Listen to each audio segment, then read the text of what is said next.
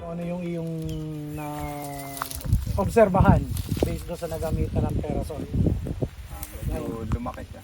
Lumaki ang bunga. Mas malaki mo. Kasi yung drop niya, natural drop na eh. Mm. So hindi ganun karami. So yung nalaglag hindi ganun karami compared doon sa mga other o yung mga previous na spray mo. Mm. Saka maganda yung latag, ano po? Oo. Kung Consistent. Yung ibig ko sabihin eh, para pare-pareha siya. latag talaga na hindi kagaya Hindi yung nung pulo-pulo lang. Sanga-sanga lang, Oo. kumpul-kumpul.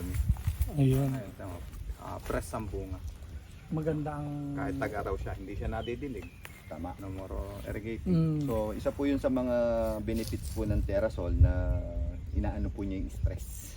yung ng halaman. kahit drought, kahit Drought, tag-init, tag-init. ay nalalabanan. Kaya kita naman eh, baka kumbaga Sariwa. parang sariwa-sariwa.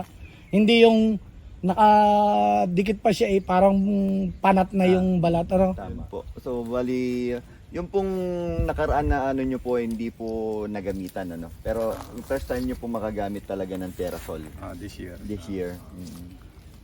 So, lahat po ng farm ninyo na Ginamit. ginamitan.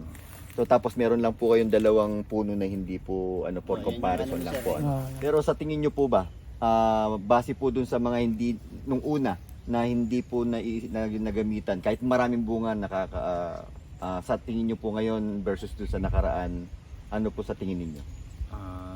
Madaming na natural tinig. Natural, oh. Before. Mas madami before. Oo. Before. Maraming laglag. Oo.